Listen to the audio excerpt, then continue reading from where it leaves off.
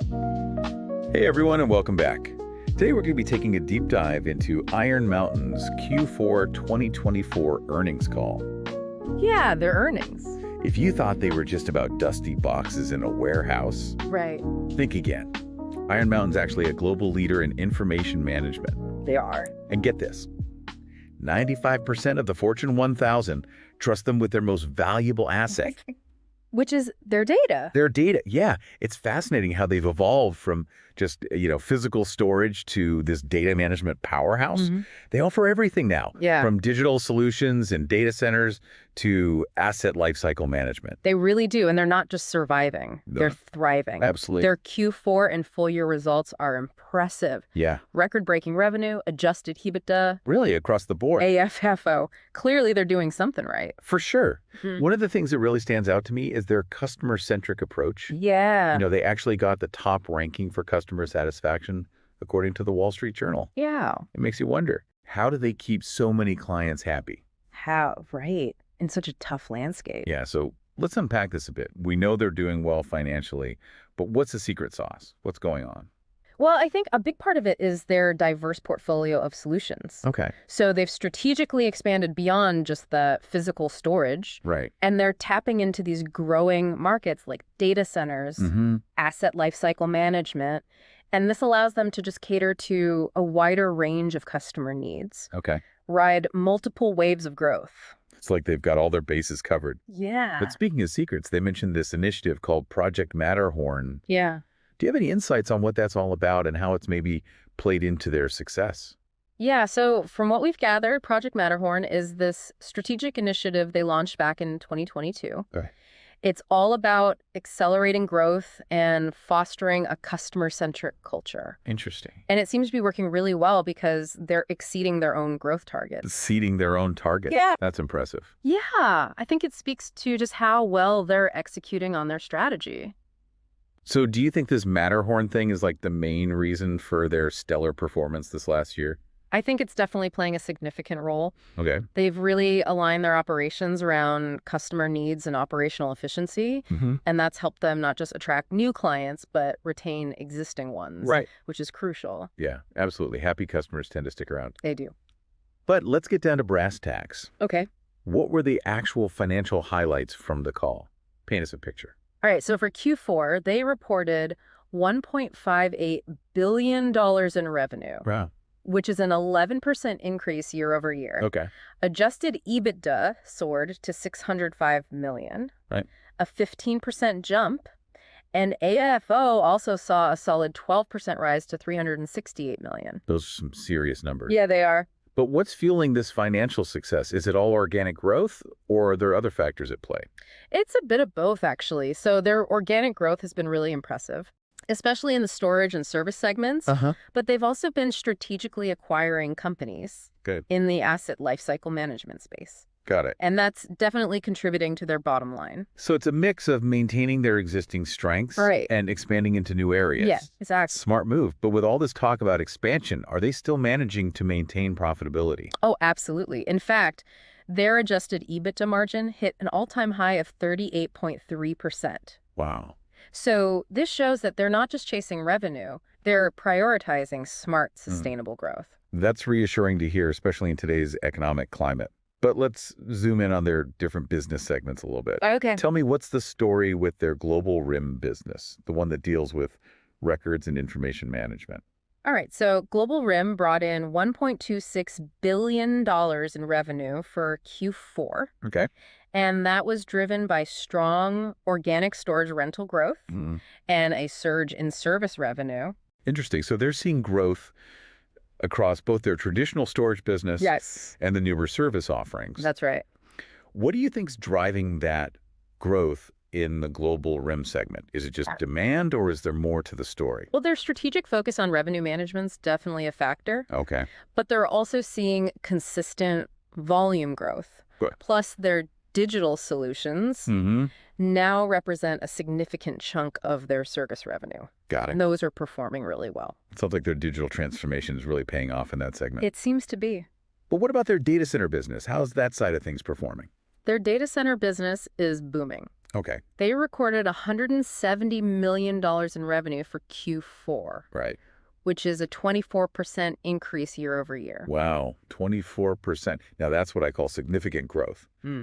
What do you think is fueling this rapid expansion? Is it just the overall demand for data storage, or are there other factors we should consider? I mean, the insatiable demand for data storage is definitely a major driver, but they've also been strategically expanding their data center footprint. Okay. What's really interesting is they've secured a number of large leases with hyperscale customers. Who are those? These are the big tech giants, Oh, which further solidifies their position in this rapidly growing market. it's like they're becoming the landlords of the digital age. Yeah. But hold on.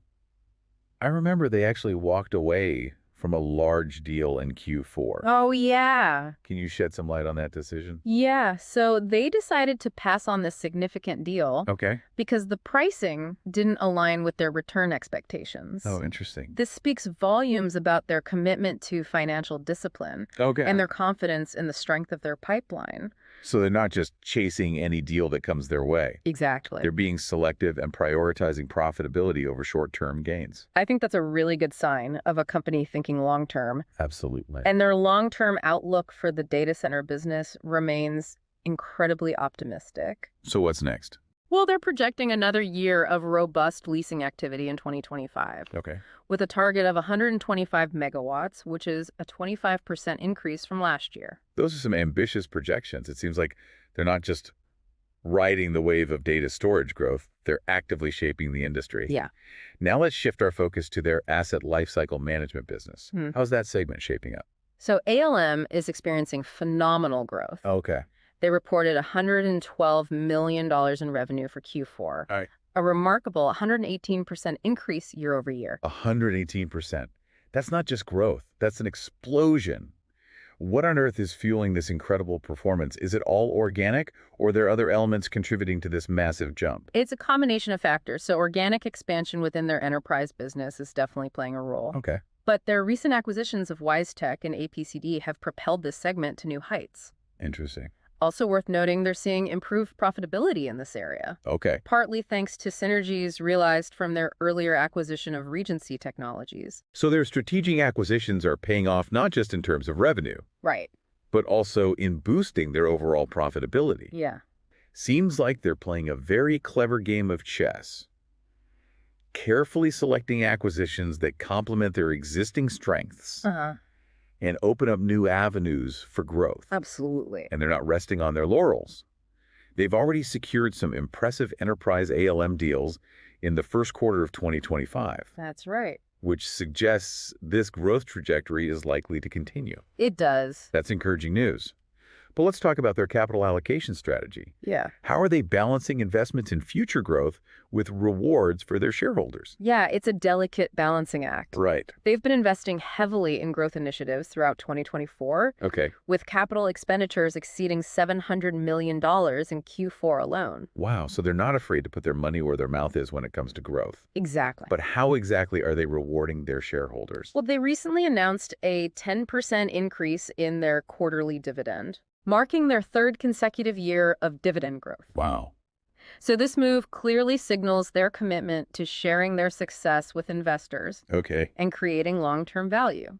That's certainly music to shareholders' ears, a growing dividend on top of strong financial performance. Yeah. It seems like Iron Mountain's hitting all the right notes. Yeah. But what's their outlook for 2025? Are they expecting this momentum to continue? They're projecting another year of record-breaking performance. Right. They anticipate total revenue to be in the range of $6.65 billion to $6.8 billion, Okay. which represents a solid 9% growth at the midpoint. So continued strong growth is on the horizon. Yeah. That's certainly encouraging.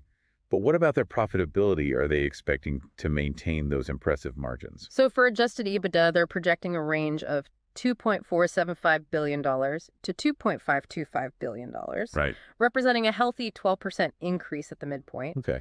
And for AFFO, they're anticipating a range of $1.45 billion to $1.48 billion, which translates to a solid 9% growth. Those are some impressive projections. It seems like they're not just optimistic, they're downright bullish on their future prospects. But what are some of the key factors driving this positive outlook? Is it just the general market trends, or are there specific internal drivers we should be aware of? Well, their strong momentum across all their business segments is definitely a major factor. Okay. But they also have a robust pipeline of new business opportunities, and their continued focus on operational efficiency is expected to further boost their profitability. It sounds like Iron Mountain is firing on all cylinders with a clear vision for the future and a well-defined strategy for achieving its goals. They're definitely a company to watch in the coming years. I agree. Their performance and strategic direction definitely suggests they are well positioned for continued success in 2025 and beyond. Now, before we move on to our This Is Not Financial Advices segment, where we'll brainstorm some outrageous but plausible trade ideas based on Iron Mountain's performance. Let's take a quick breather and come back to delve deeper into some of the challenges and trends shaping their journey. Don't go anywhere. We'll be right back. Welcome back. Before the break, we were painting this really rosy picture of Iron Mountain's financial performance and their expansion across, these different segments. It's easy to get caught up in the excitement of those numbers. Right. But we need to look beyond the headlines and consider the challenges and trends that Iron Mountain's navigating in this Absolutely dynamic market. Yeah. What are some of the headwinds they might be facing? Well, I think one of the key trends is just this ever-evolving landscape of data storage and management, Right. with the rise of cloud computing and just the explosion of data in general. Yeah. Iron Mountain needs to be constantly adapting Right. to meet those changing needs of its customers. It's a far cry from just, storing physical boxes. No. Right, exactly. You need to be able to manage data across both physical and digital realms seamlessly. It's like juggling two very different balls at the same time. It is. To their credit, they seem to be doing just that. They are. Their investments in digital solutions and data centers clearly demonstrate a commitment to staying ahead of the curve. Yeah. But innovation often attracts competition around. What are some of the competitive threats that Iron Mountain's facing in this space? Are they truly keeping pace with the more agile tech companies that are popping up everywhere? I mean, you're right. The data storage and management market is becoming increasingly crowded. New players are emerging all the time, and these established giants are vying for a bigger piece of the pie. Right. So Iron Mountain needs to leverage its scale, its global reach, and its unique blend of physical and digital solutions to stay ahead of the pack. So it's like a constant game of chess. It is. They're always having to kind of anticipate their opponent's moves and adapt their strategy. But it's not just about competition. Right. They also mentioned the impact of currency fluctuations on their results. Yeah. Can you unpack that a bit for us? So fluctuations in exchange rates, particularly the strengthening of the U.S. dollar, have definitely impacted Iron Mountain's reported revenue and earnings. Right. And since they operate in so many countries, they're naturally exposed to those currency risks. It's like trying to hit a moving target, isn't it? Yeah. The global economic landscape's always shifting. It is. And those currency fluctuations can make it for sure difficult to predict and manage financial performance. It's a factor they need to manage carefully, especially in today's unpredictable economic climate. I mean, they are using a combination of hedging strategies and operational adjustments to mitigate these risks. Okay. But it's definitely an ongoing challenge. Speaking of challenges, let's talk about their customer base for a moment. Okay. Iron Mountain boasts an impressive roster of clients, including a whopping 95% of the Fortune 1000. That's a lot. How are they maintaining such strong customer relationships in such a competitive market? What's their secret? Well, I think their focus on customer satisfaction is paramount. Okay. They're really committed to providing tailored solutions. Okay. And have a solid track record of reliability, and this has earned them the trust and loyalty of their clients. Yeah, it's like they're building a fortress of customer loyalty. Yeah. Brick by brick. Brick by brick. But building a fortress takes time and effort. So how are they translating this customer-centric approach into tangible results? Well, I mean, their consistently high customer satisfaction ratings speak for themselves. That's true. They're clearly doing something right. Yeah. They're not just meeting expectations, they're exceeding them. Okay, that's impressive. Yeah. But let's move beyond the financial metrics for a moment. Talk about their sustainability initiatives. The earnings call touched upon this aspect, but it felt a bit like an afterthought. Can you shed some light on Iron Mountain's commitment to environmental and social responsibility? Is it just lip service, or are they truly walking the walk? No, I think Iron Mountain is definitely taking sustainability seriously. Okay. They've implemented a number of initiatives to reduce their environmental footprint Uh-huh. and promote social responsibility. Like what? So they're actively working to reduce their greenhouse gas emissions, Okay. minimize waste and source materials responsibly. Uh, They're also investing in renewable energy and promoting energy efficiency across their operations. okay, so it's a holistic approach Yeah, encompassing both their it is. environmental and social impact. Yeah. So they're not just talking the talk, they're actually walking the walk. Yeah. But how are these sustainability efforts perceived by their stakeholders? Are they being recognized for their efforts? Their sustainability initiatives have been recognized by various organizations, Right. and they've received numerous accolades for their commitment to responsible business practices. So it's not just good for the planet, it's good for business. Exactly. It seems like sustainability is more than just a buzzword for them. It's an integral part of their corporate strategy. Right. Now let's zoom in on their digital solutions business, particularly their SaaS-based platform, Insight DXP. Okay. What makes this platform so unique, and what are some of its key applications?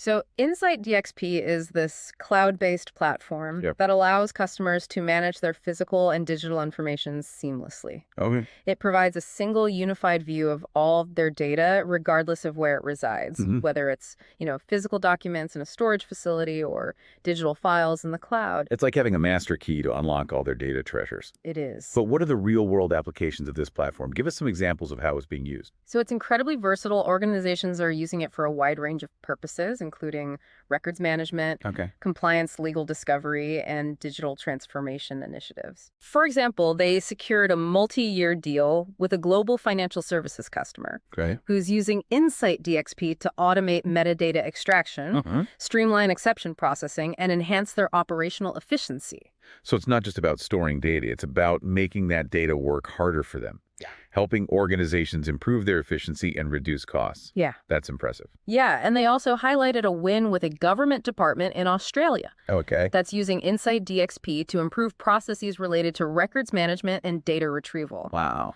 Really a testament to the platform's versatility and ability to address these real-world business challenges across different industries. It sounds like Insight DXP is a key driver of growth Yeah. for Iron Mountain's digital solutions business. Yes. But they also discussed their intelligent business process management solutions. Yeah. What are those, and how are they benefiting customers? So these solutions leverage the power of automation and artificial intelligence to optimize business processes, making them more efficient and cost-effective.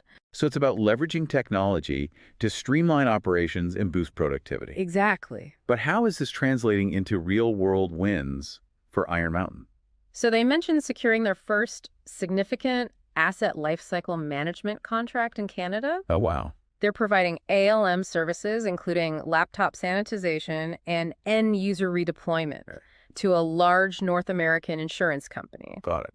And this win is a clear indication of their expanding capabilities in the ALM space Okay. and their ability to serve new markets effectively. Expanding geographically and winning over major clients seems like they're firing on all cylinders. Yeah, What about their work with the U.S. federal government? right. The earnings call briefly touched upon that aspect. Can you elaborate? Sure. So they've been working with over 200 U.S. federal government agencies, providing a range of services from physical storage of documents to data center and digitization transformation services. Okay. It's a significant part of their business, and they see considerable growth potential in this area. So they're playing a key role in modernizing government operations. But the public sector can be a challenging environment to navigate. How are they ensuring they're meeting the unique needs of government agencies? Well, they're leveraging their expertise and experience to deliver tailored solutions that meet the specific requirements of each agency. Right? And their strong track record and commitment to security have earned them the trust of these government clients. It's a testament to their ability to adapt and thrive in different environments. Yeah. But let's circle back to the data center market for a moment. Okay. The earnings call also addressed the topic of competition, particularly in light of the recent announcement of DeepSeek. Yeah. Can you provide some context on this new player and its potential implications for Iron Mountain? So DeepSeek is a new data center provider Right. that has entered the market with significant funding and ambitious plans to build this large-scale data center network. Interesting. Definitely a potential disruptor. New kid on the block with deep pockets. And big ambitions. That sounds like a potential threat to Iron Mountain's dominance. It could be. How are they viewing this new competitor? Well, while they acknowledge the potential challenge, Iron Mountain believes its scale, established customer relationships, and global reach give it a significant competitive edge. Okay.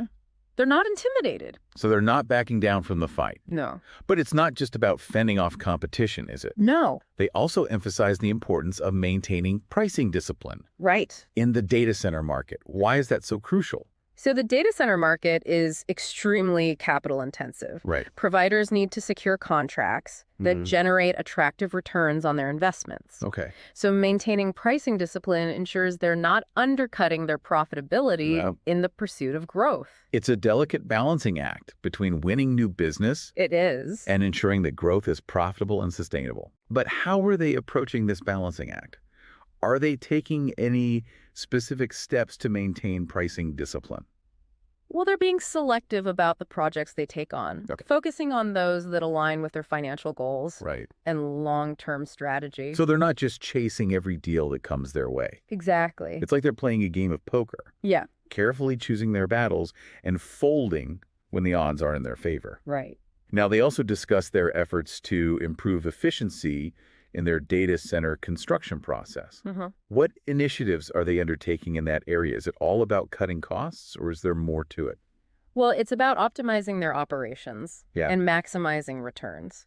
Oh. So they're investing in their design and construction team to streamline processes, optimize designs, and leverage their scale to secure better pricing from suppliers. So they're looking at the entire process from start to finish, Yeah. identifying areas where they can be more efficient and cost-effective. Ex- But how do they measure the success of these initiatives? Are there any specific metrics they're tracking? Well, they're constantly monitoring these key performance indicators, such as construction costs per square foot Okay, and time to completion. got it. And by tracking these metrics, they can identify areas for improvement Okay. and ensure that their projects are completed on time and within budget. It's like they're constantly fine-tuning their engine, making sure it's running at peak performance. Right. But let's step back for a moment and consider the bigger picture. Okay. The earnings call provided a really comprehensive overview of Iron Mountain's performance, their strategic priorities, and their outlook for the future. Yeah. What were some of the key takeaways from the call? So I think first and foremost, Iron Mountain delivered exceptional financial results in 2024. Okay. Driven by that robust organic growth across all their business segments, their strategic expansion into digital solutions, data centers, and asset lifecycle management is clearly paying off. And they're really well positioned for continued success in 2025 and beyond. It's an impressive story of growth and transformation, but let's not forget that every success story has its share of risks and challenges. What are some of the factors that could potentially hinder their growth or impact their profitability going forward? Well, I think the competitive landscape is always a key risk factor. Right. New entrants and existing players are constantly battling for market share. Yeah. And Iron Mountain needs to stay ahead of the innovation curve to maintain its competitive edge. It's like they're running a marathon. They can't afford to slow down No. or rest on their laurels. Right. They need to constantly push themselves to stay ahead of the pack. They do. But what about economic factors? How might a potential recession impact Iron Mountain's business? Well, economic downturns can lead to reduced spending on IT and data management services, Right. which could impact demand for Iron Mountain's offerings. Makes sense. It's a risk they need to monitor carefully. So they're not completely immune to the ups and downs of the global economy. No, they're not. They need to be prepared for any eventuality and have contingency plans in place. Absolutely. But what about cybersecurity risks? How is Iron Mountain mitigating those threats? So cybersecurity is a top priority for them. Okay. They've implemented robust security measures to protect their customers' data and their own systems. They have this dedicated team of cybersecurity experts constantly monitoring for threats and vulnerabilities. It's like they've built a digital fortress around their data with layers of security to deter even the most sophisticated attackers. Yeah. But data security is not just about technology, is it? Right. It also involves people and processes. It does. What steps are they taking to ensure their employees are aware of the risks and following best practices? So they have these ongoing training programs to educate their employees about cybersecurity threats and best practices. Yep. They also conduct regular security audits and penetration testing to identify and address any vulnerabilities. So it's a multifaceted approach, It is. involving technology people and processes all working together to create a secure environment for their data. That's right. But managing a global workforce can be a challenge in itself. It can. How is Iron Mountain addressing those challenges? Well, operating in so many countries around the world presents a number of hurdles. Yeah. Navigating different cultures, languages, and regulatory environments. Right. But they've developed robust systems and processes to manage their global workforce effectively, Okay. ensure consistent quality of service and adherence to local regulations. It's like conducting an orchestra Yeah. with musicians from different countries playing different instruments. Right. It takes a skilled conductor to bring them all together in harmony. Absolutely. But it's not just about managing existing employees, is it? Right. They also need to attract and retain top talent in a competitive market. They do. How are they addressing this challenge? They're committed to creating this positive and supportive work environment that fosters employee growth and development. They offer competitive compensation and benefits packages, and they invest in training and development programs to enhance their employee skills and keeps them engaged. So they're not just trying to attract talent, they're also nurturing it and creating a culture where employees feel valued and empowered to contribute their best. Yeah. But let's shift gears for a moment Okay. and indulge in a bit of speculation. Yeah. It's time for our This Is Not Financial Advice segment, where we explore With the physical and digital infrastructure of Iron Mountain. it'd be like a match made in data heaven. It would. But would such a merger be feasible? Are there any potential roadblocks or challenges they would need to overcome?